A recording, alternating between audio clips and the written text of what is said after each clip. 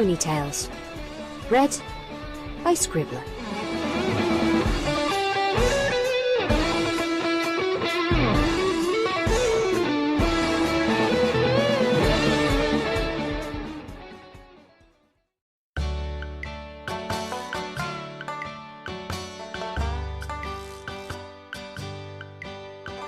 Little Talks by BronyDerp117. "How do you like your eggs, kid?" I asked her with my thick country accent.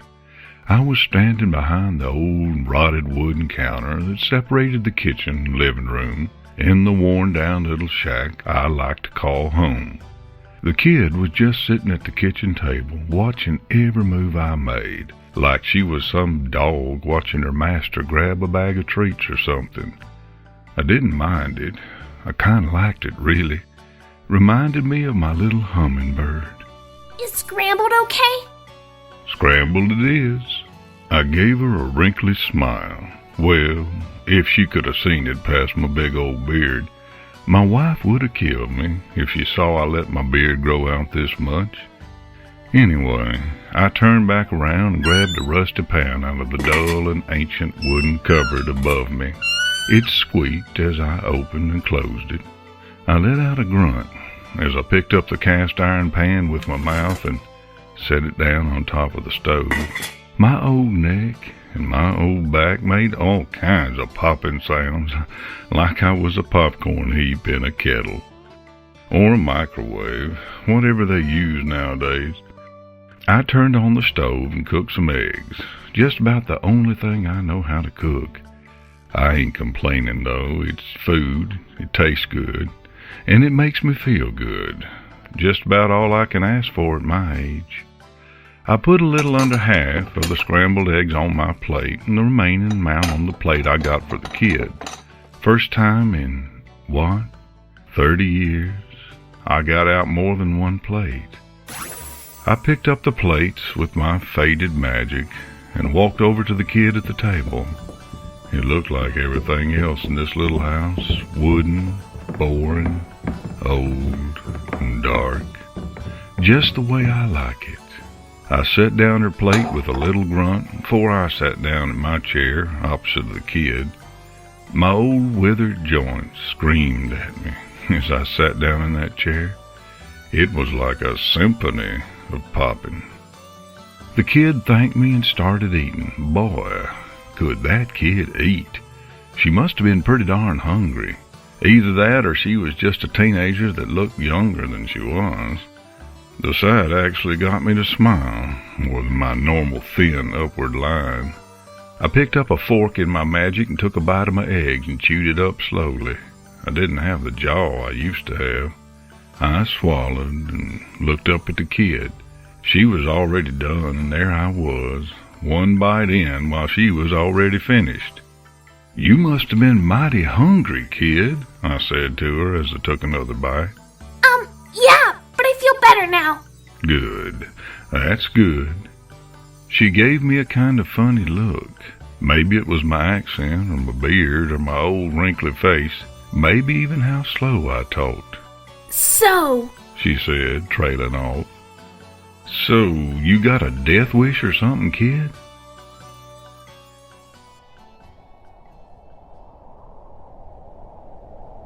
She stood at the edge of the cliff. She didn't move a muscle. She just stared down the cliff face, not daring to step forward or step at all. She just stared. From the look in her eyes, I could tell she was thinking. I ain't never seen a filly think that hard before and since that moment. After a while, though, her face changed. It was like she got her solution. She took a step forward, but the rock was weak and crumbled under her.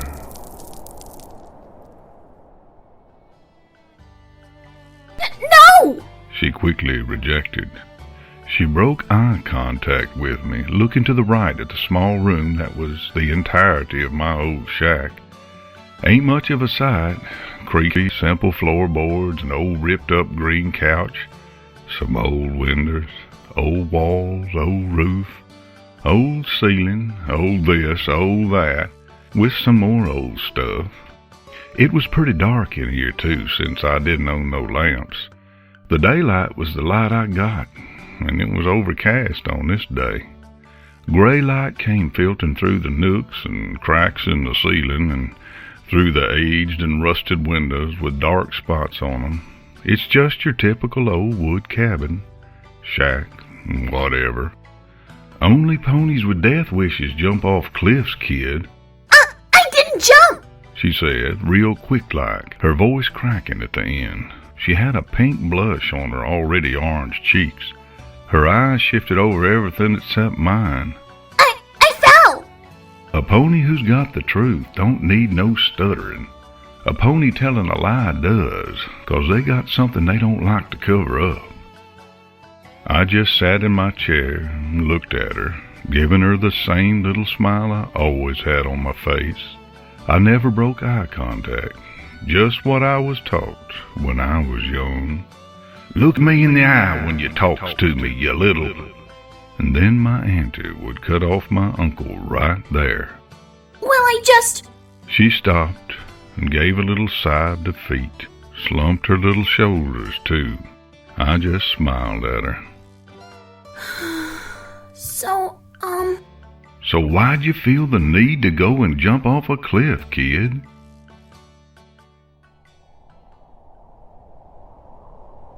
She fell through the air, the wind blowing back her mane and tail. In her eyes was a deep fear like no other. The fear that one has when one realizes they're about to have an untimely death. The "I just made a huge mistake" factor.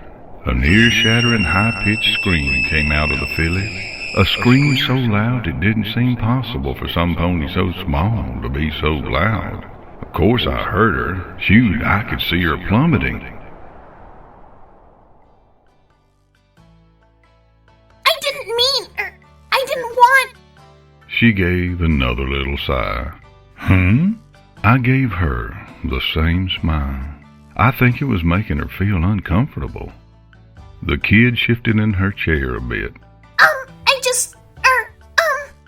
How about we start at me asking why? I said. Why what? She asked. She tilted her head a little. She just keeps reminding me of my little hummingbird. Why you jumped? Maybe why you wanted to end yourself? I know you kids seem to have a phobia of the word die or something. I don't want to die! She exclaimed. Even seemed honest. She had a none too happy frown, too. I could see past it, though. 'Twas her eyes. They were a dead giveaway. Ain't no pony got eyes like them without something heavy weighing on them. So dull, so bleak. Filly her age ought to have bright and clear and happy eyes. You sure? You jumped, slipped, whatever. And you're a Pegasus, little filly. I didn't see you sprout out your wings and take flight. Well, that's because... well, why should I have to tell you? I don't know you. How can I trust you? She asked in a harsh sort of tone. I made my old smile grow a bit. You can't. But I don't know you either, kid. Yet I caught you, stopped you from killing yourself. Don't give me that look. Brought you here instead of making you wander out in the cold forest. And I fed you. I don't know you. How can I trust you?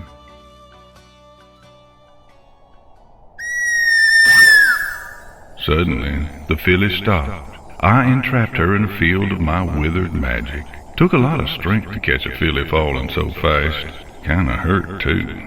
She kept screaming, even after I called her. I drifted her over right in front of my face, smiling at her with the same smile I always had. She realized she had stopped falling, and she opened her eyes, real slow-like. Howdy.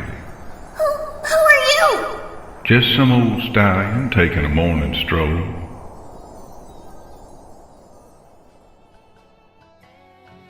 Well, I guess you can't. She hung her head low. Made me feel a little bad for the poor thing. Called common courtesy, kid. It's something this world really lacks. Shame, too. I shook my head, still with my old bearded smile, of course. Yeah, I agree with you there. So you do got some sense. Good. That's good. So if you ain't got no death wishes, why'd you go to that cliff? I asked. I could tell she was keen on straying from the question for as long as she could. The little hope in her eyes had a little and unfortunate death, and her shoulders slumped again. Made me feel bad. She shifted for a few seconds, opened, closed her little mouth a few times before she finally spoke with her little voice. I was really desperate to fly, she admitted, with a pink blush. She rubbed the back of her neck with her orange hooves. Kid's tomcoat-like purple mane was much too short to get in the way. Filly your age don't know how to fly? Nope. I don't really have any pony to teach me. Well, I kinda do. But it's still really hard for me too. I thought that if I just jumped off a cliff, my body would just, go into panic and make me fly. I chuckled. So naive. Reminded me of my little hummingbird. No pony to teach you, huh? No mama or papa? My dad's in the Royal Guard in Canterlot, and my mom died giving birth to me. I could feel the regret in her voice. Poor kid. Sounded sad, guilty. I know the feeling. Who do you live with, kid? My uncle. Good old uncle, eh? Sure. He is nice when he notices I'm home. I chuckled. I know this poor little filly. How she feels, how she hurts. I can't even remember what hurt feels like anymore. I've grown immune to it. After a life like mine, and when you get this old, you learn to just not care. I looked a filly in the eyes and just continued my little smile. So, why was you so determined to go flying? She traced her little orange hooves along the creases in the wooden boards of the old table we were still sitting at. She kept swishing her tail back and forth, real uncomfortable-like. I thought it could be my cutie mark. See, my friends and I have a club devoted to discovering our cutie marks. It's like a mission. I thought this would finally be it. I rode my scooter all the way out here because I thought I could finally get my cutie mark. She stopped and hung her head real low, with her chin actually touching down at the edge, looking down at the table. I was really wrong, and maybe I didn't really care if it worked or not. So, you do got a death wish, kid? I asked. No! She protested real quick, nervously running her hooves through the creases in the old table. She just looked at her small hooves move, her eyes a little dimmer, her eyes a little sadder, like some kind of fire of hope in her eyes got stomped out. But it's better than a wildfire, I'd say. I don't know. I love my friends. My uncle's okay. I'm not bullied too bad. It's just... I just smiled at her. She looked up at me.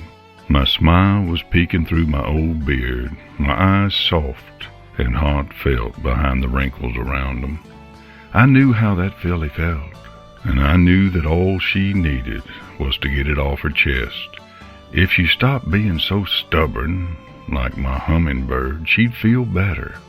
But I just smiled and gave her a little nod to go on. I'm just an old stallion who ain't got much left, kid. Y'all can feel free to tell me anything you want. Kid gave me a slight nod. Some silence passed between us. She looked down at her orange hooves as they ran along the creases of the old rotted wood of the table. The filly got the same look of thinking that she got at that cliff face. She furrowed her brow, blinking a little oddly and taking forced breaths. After some time, she finally got her words out of her head. I don't know. I have good friends, but we've been arguing a lot lately. My uncle's nice, but he doesn't really pay much attention to me. I get bullied in school, but so do my friends, and we deal with it together. I want to live I do! But... Kid trailed off again. Little Philly was trying to put her words together right. I understood. I just waited for her to piece it together. Sometimes I just don't care, I guess. My friends and I had a really bad argument this morning, and my uncle didn't even say hi to me today. I guess I just had a bad day. You want to know what I think, kid? Sure. I think you care too much. Don't get me wrong, it's important to care. But you can't let life get you down so much. Friends are gonna argue. It's just a part of strengthening and seeing who your actual friends are. And I don't know your uncle, but he could just be waiting for you to talk. You might think you're getting into some kind of I don't need no guardian phase. I guess I never thought about it like that before. Maybe you should start. I widened my smile and chuckled. I'm sorry, I don't mean to laugh at you. You just remind me of some pony. That perked her up right quick. You can only talk to a filly about serious stuff for so long before they run out of things to say. Really? Who? My little hummingbird. Your little what? She asked with a frown, and she tilted her head to the side in confusion. Looked adorable. I couldn't help but make my old smile bigger. My daughter. I looked past the kid to the shelf behind her on the dull wall where a few dusty old black and white pictures were. It was a picture of my little hummingbird, my sister, and myself. It was real strange looking at myself and not seeing a thick Santa Claus-like beard. You have a daughter? She asked. She began looking around the room like she was expecting a small filly to come bolting through the room. Used to have a wife, too. I pointed to the picture behind the kid. She twisted her little back around to look at the picture. She sort of cooed at it. Then the kid turned back to me. What happened to them? She asked, looking at me again. That mare there in the picture ain't my wife. She's my sister. My sister passed a few years back. My wife died giving birth to my little hummingbird, I said, real stale-like. I don't feel too much hurt from that no more. When you get to my age, you sort of just grow stale to it, immune. The filly sure wasn't, though. Her little eyes bulged and widened. I could almost pop 'em with a pen. Oh, I'm so sorry. Been a long time since I received pity, sympathy. It's why I moved out here in the middle of the forest. Ain't no pony here to give me sympathy. That was around 30 years ago, kid. I've grown immune to the wounds. Oh. I chuckled. You know who you remind me of? You said your daughter. Yeah, and my daughter reminded me of myself. I still smiled at her. Really? Her eyes showed honest curiosity. Don't see much of that these days whenever I visit town. Yup. Growing up, I wasn't no rich pony. I didn't get no education, no money, no nothing. My dad was an ex-soldier alcoholic, and my mom died giving birth to my younger sister. Oh. Well, I don't think we're that much alike then. My life really isn't that hard. Just a little hurtful, I guess. My life wasn't hard, kid. I grew up happy. My dad was the funny type of drunk. He'd always have us, me, my sister, my aunt, and uncle, laughing our tails off. We preferred him drunk over sober. Old Coot was boring sober, though it did shorten his life by a lot. And I remember when I was young and without a cutie mark, my head was always up in the clouds. I was always rushing around doing all kinds of reckless and stupid stuff. Hey! It's not stupid! Let me ask you something, kid. When was the last time you just sat back and relaxed? Observed ponies as they walked by. Listened. Learned. When was the last time you stopped, breathed, and just went to the park in Ponyville and just sat there and watched? I asked. She looked at me like I was some loony pony in a mental hospital at first, but then she stopped and seemed to actually put in some thought. It was a nice sight. She went back to them dim eyes and furrowed brow again. Well, never. And you wonder why you don't have your cutie mark. I was just like you. Then my pop died, and I was forced to stop. Just stop. Think. Breathe. Cry a little, too. It was when my pop died I realized just who I was. I spent all my time running around, wasting time when I could have been home hanging with my pop. She looked down as I talked. I think it hit pretty darn close to home with the look she had. I could feel and smell the regret in the air, like it was some kind of perfume. So what was your special talent? Scootering. What? I ain't never seen a more surprised filly than her at that moment. I was amazing on my little scooter. I could pull off tricks other scooter riders couldn't even dream of. It was amazing. I even went on to be a pro. Ah, the golden days. Me and my daughter traveling around, enjoying life. Such a perfect little dream. I have a scooter too! Ponies say I'm real good on it! Hey, if you were a pro, why haven't I heard of you?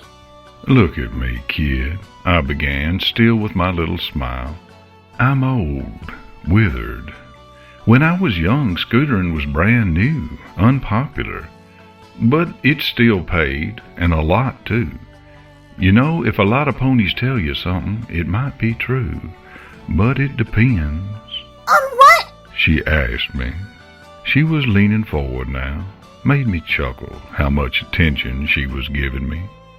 You trust the word of those ponies? Depend on them, to be honest? Most of them, yes! Then when you leave, go to the park. Sit. Breathe. Relax. You might just walk away with a fresh cutie mark. You think so? Her face lit up like a hearth-swarming tree. If you stop and think for a sec. I'm warning you, though. Scootering your whole life will get you to have old joints that creak like mine. I smiled at her with the same smile. Oh, thank you, thank you! She zipped over to me like a fly and gave me one tight hug. I let out a oof from the force of that kid's little arms. I chuckled and patted her back. Easy there, you gonna pop me. She giggled and went back to her old dull and noisy chair. Some silence slipped between us, and I just smiled. She smiled back. Was real peaceful like. I actually felt good. Rare for me. Was nice to have some pony to talk to again. Mister? You never told me what happened to your daughter. For the first time in, 20 years, my heart skipped a beat. I was still immune to the hurt, stale to it, but it did catch me off guard. I took a deep breath and let out an elderly sigh, the kind of pony's grandpa makes when asked about an old story that's boring to them, but as exciting as a concert to every pony else. My little hummingbird, that's what I called her. She was a little orange Pegasus, like her mother. She'd flap her little wings so fast it was like a hummingbird. And when she was still in my wife's womb, whenever my wife hummed, she'd kick. So we named her Hummingbird. Good old little Hummingbird was just like me, just like you too, but I trailed off, sighing. But I still smiled. She died when she was a teenager. The kid's face took on a degree of shock. Her and her little friends were horsing around on the cliff edge. They fell to their deaths. They couldn't open their wings fast enough. The kid just stared at me. Her mouth opened, purple little eyes widened, shoulders drooped. Made me feel bad. Kinda sad. Strange, since I was immune to hurt for so long. So that's why you caught me, she said, like she was uncovering some great revelation. Partly, yup, I saw a little orange filly falling. Reminded me of my little hummingbird. I'm so sorry. Not your fault, kid. Just the way the world works. I looked at the clock and actually felt something. I actually felt sadness. It was so strange, so foreign. It was like some vaccine I had constructed myself failed, died. It was starting to get late, which meant the kid would have to leave. I'm afraid it's getting late, kid. I'm sure your uncle is worried. She looked at the clock, and the same sort of sadness came over her. Well, not the exact same, of course. Oh, I have to go. It was really nice talking to you, Mr. You can just call me Mr. Claus. My coat is a sort of faded crimson, and I got a thick white beard. I figured she'd think it was funny. Kid giggled, got up and trotted to the door, stopping at it to turn and look at me. Okay, Mr. Claus. I never got your name, kid. Scootaloo. Well, Scootaloo, I hope to see you again someday. I smiled the same smile at her. She nodded and opened the door. But before she walked completely out, she stopped and looked at me again. Oh, Mr. Claus? Yes, Scootaloo? During this whole time, you never stopped smiling, even when you talked about your wife and daughter. Why? When you get to my age, and you can't wake up without smiling, you shouldn't be waking up. She absorbed what I said into her little head, her mouth hanging open a bit, with her eyes showing some understanding. Thank you, Mr. Claus. Goodbye. Goodbye, Scootaloo. I enjoyed our little talk. She smiled at me and nodded. The door shut. I smiled.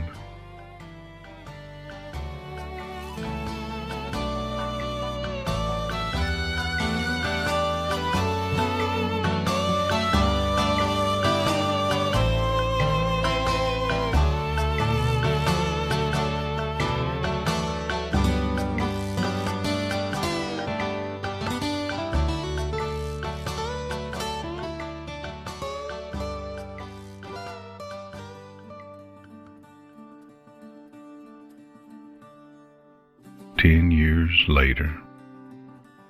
Somehow I'm still kicking. The kid visited me the next day with a fresh and pretty new cutie mark. Blue scooter, just like her actual one. Kid followed my advice. She came by every day and still does now. Even though she's now one of the most famous scooter riders in Equestria, she still finds time to visit this old coop. And she credits me for it. Just last week in the paper I read that she said I opened her eyes, got her cutie mark, made her see the world different. Actually made me blush, made me feel something. Ain't no pony done that to me in a long time. I thought I was just immune to everything now. Everything was just dull like my shack. But that little filly was just like my little hummingbird. She just got to me, I guess, just the way we'd talk. She made an old stallion enjoy his twilight years. And even after all these years, even if it's just for half an hour, I enjoy our little talks.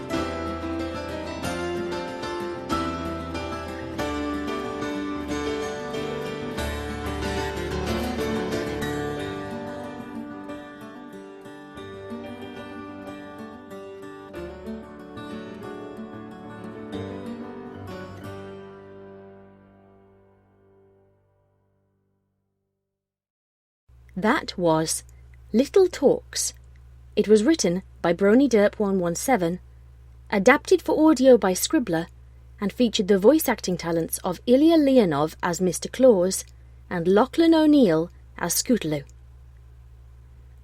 Right, thank you very much for listening. As you can probably expect, I'm going to start off with thanks for Ilya and Lachlan for this, for slightly different reasons. Lachlan for being so incredibly patient with me, because she originally recorded this back in, I think it was either January or before, and she's never said a word about the fact that I took so long to do it.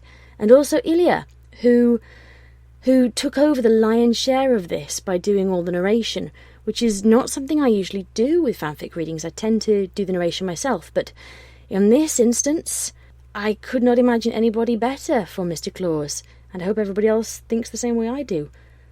Jeez, I love Ilya's voice so very, very, very much. And Lachlan's Scootaloo was so bloody cute. So, all in all, I hope you enjoyed this, because I just loved editing this one. I loved listening to the pair of them, because they're so good. Actually, as a complete and utter coincidence, I've had this fic queued for the last 2 weeks. I had it edited and ready to go, and I had it on my schedule to be released today. And unbeknownst to me, Deft Funk today released his own fanfic reading featuring Ilya Leonov. Coinky dink. As you can probably also tell, my voice is a bit deeper than usual. That is because I have been shouting lines for somebody else's project. I've been shouting lines for so long that it is now 10:15 at night and I have not yet had my evening meal. So, I am going to love you and leave you, and just hope that you go and subscribe to Lachlan and Ilya and listen to the wonderful fanfic readings that Ilya has put out. He is the voice actor who did the entire reading of Past Sins, and it's amazing. Go and listen to it, it's wonderful. And then go to Deft Funk's channel and listen to all the stuff that Deft Funk's done, with particular emphasis on the most recent one, Twilight Sparkle Attempt to Eat a Sandwich, because it's hilarious. It's so unbelievably funny. Right, Chow Mein is calling my name. Before I go, however, I do need to apologise again for how long it is taking me to do the No Place Like Home auditions. As people who know me on Skype can attest, I have been labouring over these. I've not been dragging my feet, I've not been being lazy. I listened to every single one of the auditions multiple times to work out pros and cons. So when you've got some people whose auditions, just for one character, one person, one character, last 6 or 7 minutes, and I'm listening to them multiple times along with all the others, and I will remind you that I had nearly 1,500, that's 1,500 auditions to pick through. It's just taking me a while. That said, I have been in contact with some people who auditioned about joining in on fanfic readings, so you may be getting an email about that first, to be honest, as I am storing up fanfic readings for when I won't be recording anything over the summer when I'm at Buck and at CamCon. So yeah, it's coming along. I will be sending out emails before I do anything on YouTube. Watch this space. Be lovely to each other, and good night, everybody.